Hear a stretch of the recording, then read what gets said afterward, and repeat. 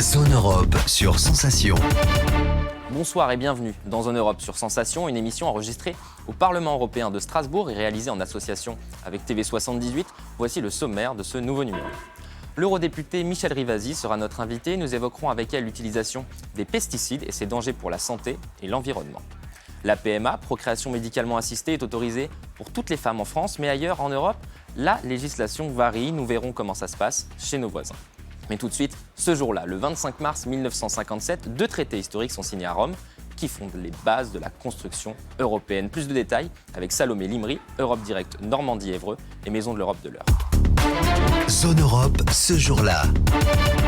À la sortie de la Seconde Guerre mondiale, les 6 pays à l'origine de l'intégration européenne, la France, l'Allemagne, l'Italie, la Belgique, le Luxembourg et les Pays-Bas, font un pas de plus dans la construction entre les pays en se réunissant à Rome. Deux traités sont signés en 1957. Le premier crée la Communauté économique européenne, CEE, et le second la Communauté européenne de l'énergie atomique, Euratom. Les deux entrent en vigueur le 14 janvier 1958. Les traités de Rome font suite au traité de la CECA de 1951 qui met en commun les productions de charbon et d'acier. Il relance l'intégration européenne qui a subi un revers avec l'échec de la création de la Communauté européenne de la défense en 1954. La création d'Euratom, ou CEEA, est née d'une idée française. Son but était de permettre l'autosuffisance énergétique des continents à travers la maîtrise du nucléaire. Une assurance de paix pour le continent européen. À la suite de la crise de Suez en 1956 et le blocus du golfe d'Aqaba, une pénurie de carburant fait prendre conscience de l'importance de l'indépendance énergétique. Euratom se donne pour mission de permettre aux États de développer une puissante industrie nucléaire, de moderniser les techniques en associant d'autres pays et organisations internationales. La Communauté européenne de l'énergie atomique devait aussi permettre de lancer une coopération entre les 6 États fondateurs et les États-Unis en matière de technologie nucléaire.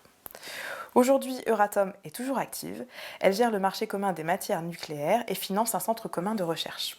On peut cependant noter les difficultés rencontrées par cette coopération par le passé. Certains États n'ont pas intégré la création de leurs centrales nucléaires dans une logique communautaire et ont souhaité utiliser les fonds d'Euratom pour développer des programmes de recherche nationaux. La disparition d'Euratom a été envisagée en 1970, cependant, cette organisation perdure. Ses travaux actuels portent sur la protection de l'environnement et la santé des travailleurs face aux rayons. Le deuxième traité de Rome crée, lui, la Communauté économique européenne, CEE, une étape pour garantir une prospérité et la croissance en Europe. Pour la première fois, un marché commun permet la libéralisation du commerce entre les 6 pays. Les règles du marché en matière de concurrence, de fiscalité et des accords sur les tarifs douaniers assurent son bon fonctionnement.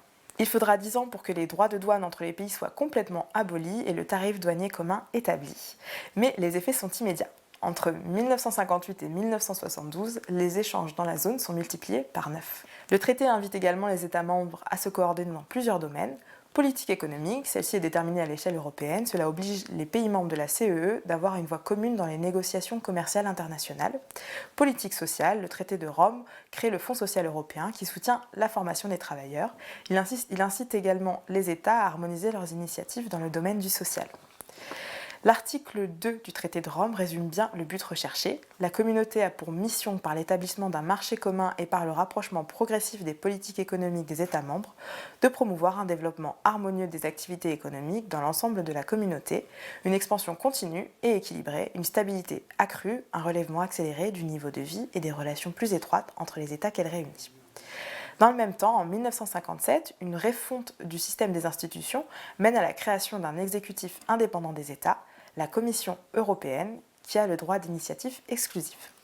Les compétences décisionnelles sont-elles attribuées au Conseil des ministres et l'ancêtre du Parlement européen, l'Assemblée européenne, n'a qu'un contrôle politique sur la Commission. Le traité de Rome a été ensuite complété par l'acte unique en 1989 et le traité de Lisbonne en 2009. Il a ouvert la voie à la création de politiques communes d'envergure, notamment la PAC, politique agricole commune. Les traités de Rome font donc partie des textes fondateurs de l'Union européenne. Ils affirment les principes de solidarité entre les pays, d'égalité entre les pays, égalité hommes-femmes, et la volonté de maintenir la paix, toujours autant d'actualité en Europe. Zone Europe, l'invité politique. Je reçois aujourd'hui Michel Rivasi, bonjour. Bonjour. Alors vous êtes eurodéputé, membre du groupe des Verts, Alliance Libre Européenne, membre suppléante de la Commission de l'Environnement, de la Santé publique et de la Sécurité alimentaire. Alors en mars dernier, pour faire face aux conséquences de la guerre en Ukraine, la Commission européenne a présenté différentes mesures pour augmenter la production agricole et garantir la sécurité alimentaire dans l'Union européenne, mais également au niveau mondial. Alors, avant d'en venir à l'utilisation des pesticides, déjà, est-ce que vous pouvez nous donner votre sentiment sur ce premier volet ? Écoutez, j'ai pas compris la position de la Commission et notamment aussi les États membres. Parce qu'en fait, ils profitent de la guerre en Ukraine par les Russes pour dire, regardez, il y a l'augmentation de prix, il y a des pays qui vont avoir des difficultés pour s'approvisionner. Donc, ce qu'a fait la politique agricole commune européenne par le Green Deal, on va faire sauter tout ce qui touche à l'environnement.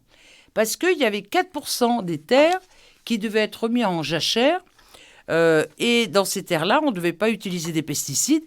Et les syndicats majoritaires au niveau des agriculteurs ont profité de ça pour dire il faut augmenter la production. Mais ce n'est pas un problème de production.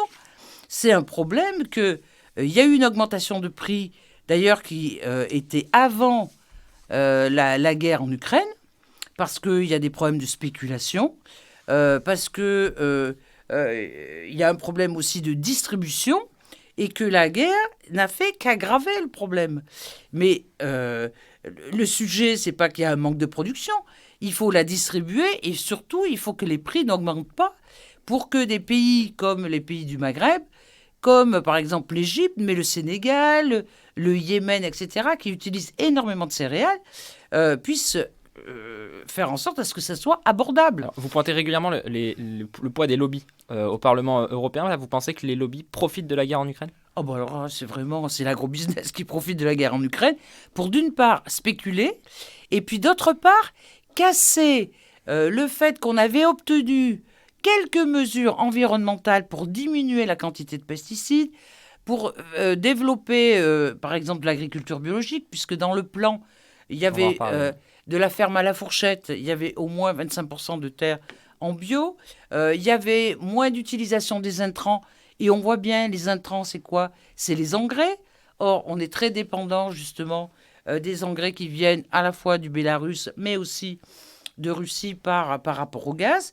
Et donc, ils profitent de ça pour dire il faut faire sauter ces jachères et il faut augmenter la production. Alors, certains eurodéputés saluent l'action des lobbies au Parlement européen. Qu'est-ce que vous avez à leur dire ?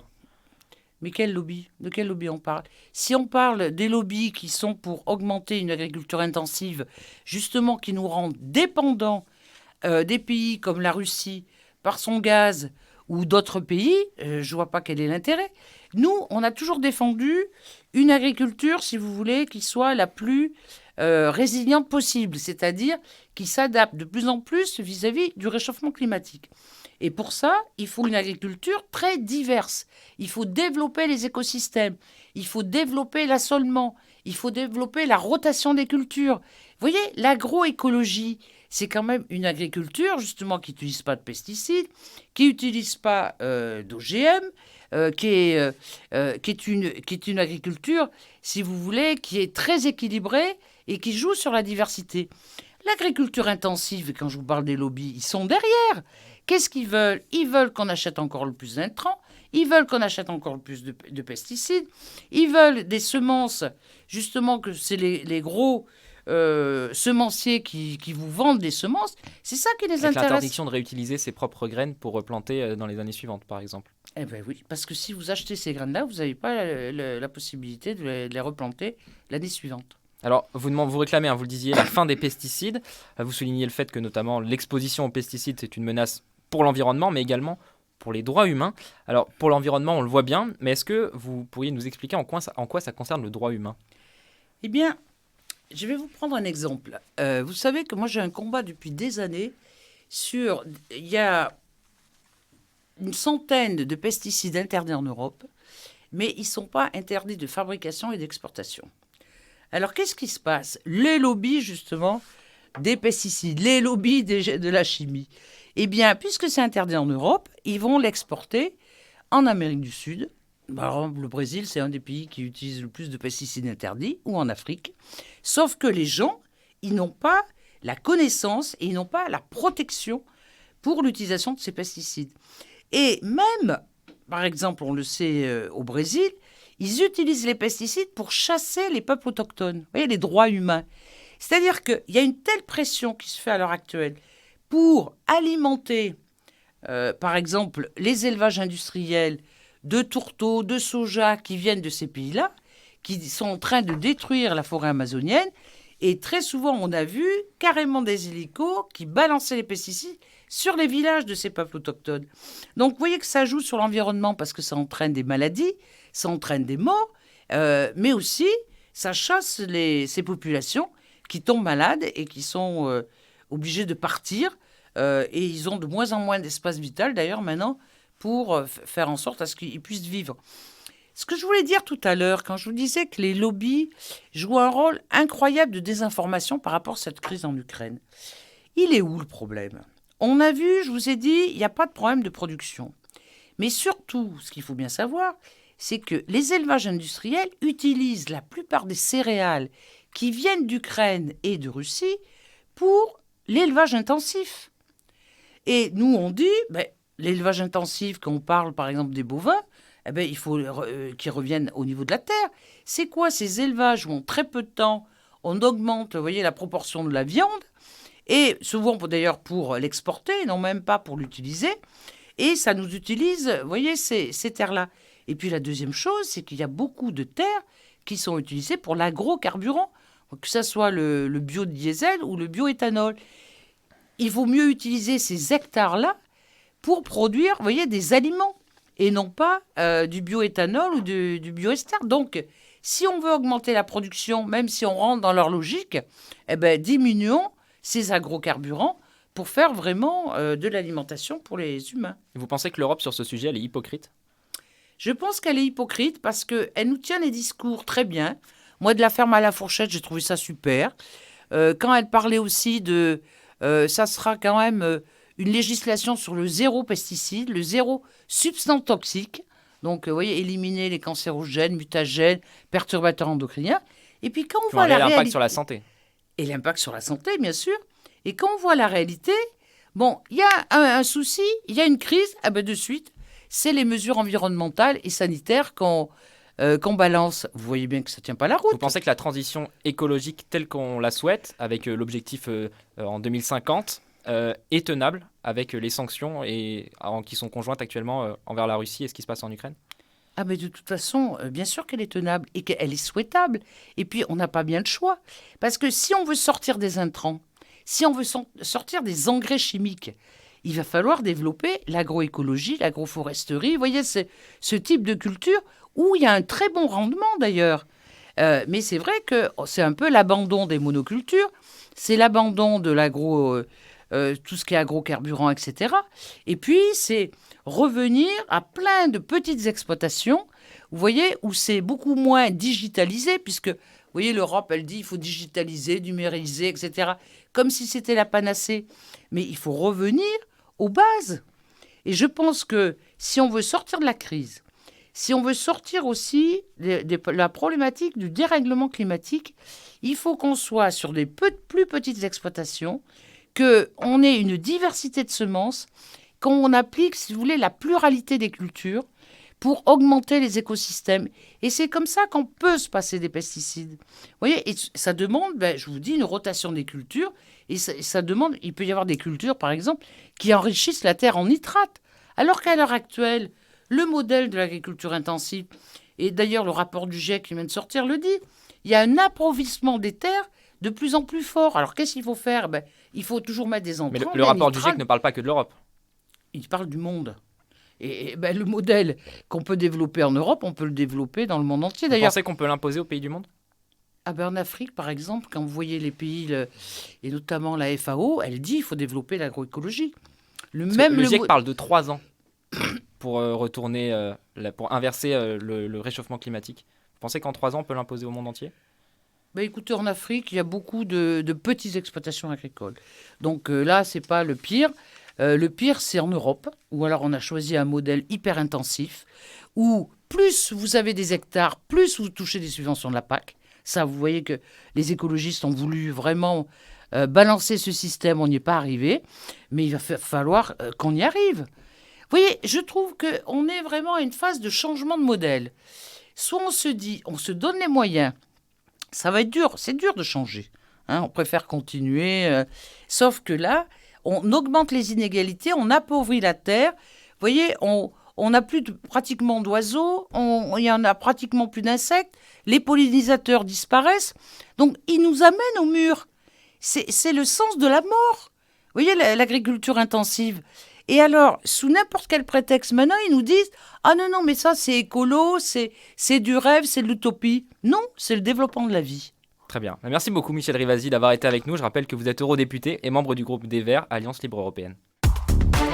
Zone Europe chez nos voisins. Et chez nos voisins, ça se passe comment? C'est notre rubrique en partenariat avec HEJ, l'Institut des hautes études de journalisme de Montpellier. Cette semaine, la PMA avec Ismaïla Diallo. En France, la PMA, procréation médicalement assistée, enfante chaque année plus de 400 000 embryons. Autorisés par la loi biotique datant du 6 août 2004 et après une révision le 7 juillet 2011, 3 techniques sont aujourd'hui légalisées en France, notamment la fécondation in vitro consistant à un transfert d'embryon, la GPA, gestation pour autrui, où cette fois-ci l'embryon est directement intégré dans l'utérus de la femme. Plus communément, cette technique est appelée d'ailleurs la mère porteuse. Ou encore la procréation, qui celle-ci regroupe l'entièreté des procréations artificielles utilisant des techniques médicales. La limitation était instaurée uniquement aux couples hétérosexuels ayant des dangers à procréer naturellement ou une infertilité sévère. Ce n'est que depuis juillet 2020, voté à 60 voix contre 37, que la PMA a été autorisée à tous les couples lesbiens et ou aux femmes seules sous certaines conditions.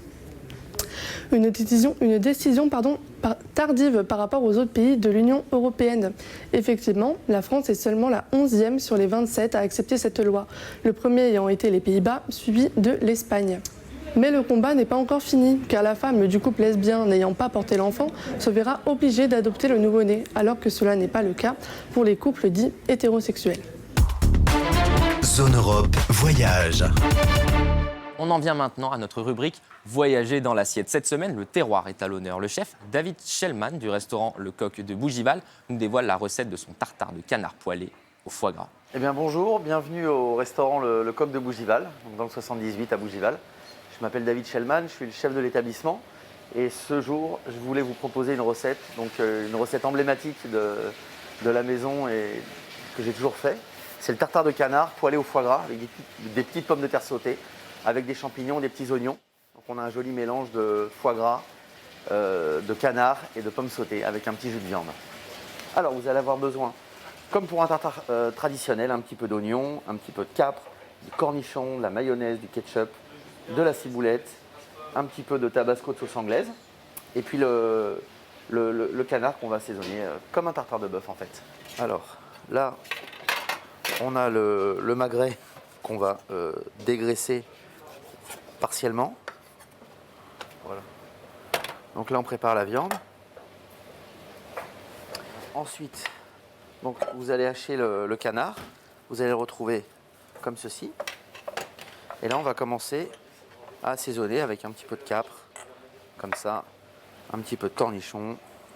Alors, on continue avec les petits ingrédients du tartare. Comme je vous disais tout à l'heure, c'est comme un tartare de bœuf. Des petites herbes fraîches. Je mets une cuillère de ketchup, un petit peu de mayonnaise. C'est ce qui va permettre de lier la viande un petit peu. Donc un petit peu de tabasco aussi pour bien le relever. La sauce anglaise, un petit peu de poivre. Voilà. Je mets un petit peu de fleur de sel et on va pouvoir commencer à mélanger. Voilà, on mélange bien. Donc, comme je vous disais, c'est vraiment comme un tartare de bœuf. On va lui donner une petite forme pour qu'il soit le plus régulier possible. Je le tasse un petit peu comme ça pour lui donner la forme du cercle. Je vais également couper une belle escalope de foie gras. Je fais une petite entame. Voilà, là je taille une belle escalope. C'est ce qui va venir terminer la cuisson du tartare. Et on va l'assaisonner un petit peu. Un petit peu de fleur de sel de ce côté-là. On va dans l'ordre commencer la cuisson des petites pommes de terre. Comme ça, on pourra venir poser le tartare de canard dessus. Un petit peu de matière grasse pour commencer.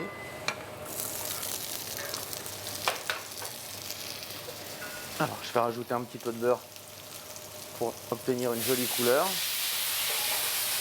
On va assaisonner un petit peu.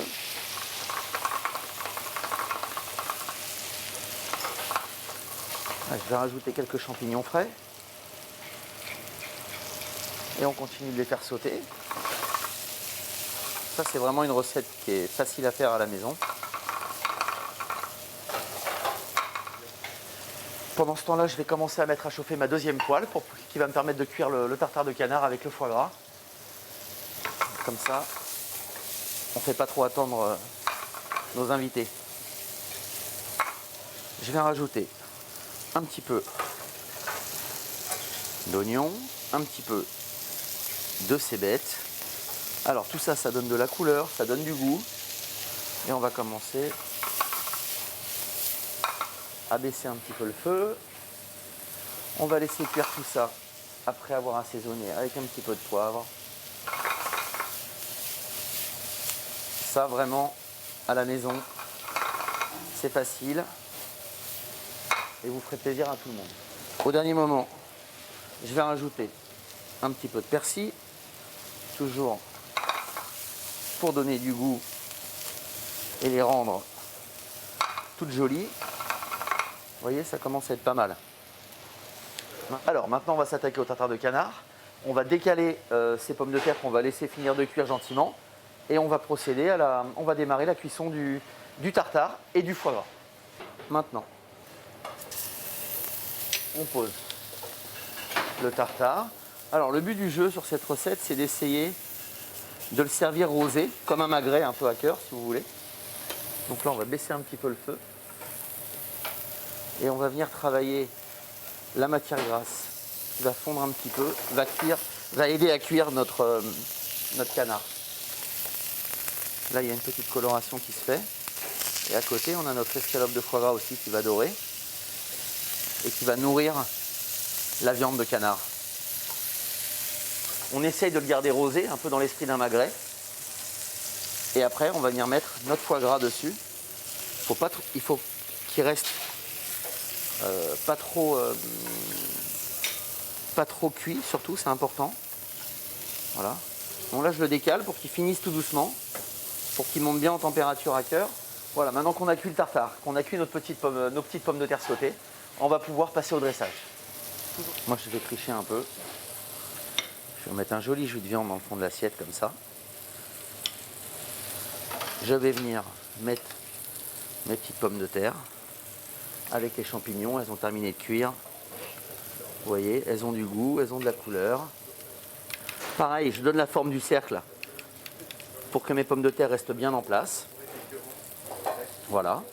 Après, je viens récupérer le canard que je viens poser par-dessus. On n'a plus qu'à retirer le cercle. Moi, j'aime bien un petit peu de ciboulette et une petite pluche de cerfeuil. Voilà, le tartare de canard poêlé au foie gras avec les petites pommes de terre sautées forestières avec des champignons, un joli jus de viande et le tour est joué. Zone Europe. Les superstitions en Europe avec Evelyne Keller, auteure du livre 301 superstitions, petite encyclopédie des peurs et sagesse populaire chez L'Opportun. On s'intéresse cette semaine aux augures. Le monde antique était très superstitieux. Les Grecs, les Romains, et décrypter dans le ciel un signe qui pouvait être fatal, c'était une science. Ceux qui savaient lire ces signes étaient les aruspices et ils donnaient le nom d'augure, de bon augure ou de mauvais augure, tout signe qui pouvait être interprété comme ça. D'une manière générale, tout ce qui survenait de la gauche, qui se disait sinistra, nous on a gardé en vieux français sénestre, la gauche, était négatif. Donc les aruspices regardaient le ciel tous les matins et allaient regarder ce qui volait. Si c'était des oiseaux noirs qui arrivaient de la gauche, c'était un présage extrêmement sinistre. Il fallait abandonner le projet qu'on avait. En revanche, si les oiseaux survenaient de la droite, la chance était plutôt là, même si les oiseaux étaient sombres d'ailleurs. On donne comme exemple célèbre César, qui n'a pas écouté son aruspice, qui lui avait déconseillé par le survol des oiseaux qu'il avait vu le matin où il est allé au Sénat se faire assassiner par tout le monde. Il n'aurait pas dû y aller. S'il avait entendu tous les oiseaux qui avaient volé du côté gauche, il n'y serait pas allé. Zone Europe, c'est terminé pour aujourd'hui. Merci aux équipes techniques du Parlement européen de Strasbourg. Vous pouvez retrouver cette émission en podcast audio et vidéo sur notre site et notre application Radio Sensation et aussi sur TV78. Rendez-vous la semaine prochaine. Très bonne soirée. Zone Europe sur Sensation. Zone Europe.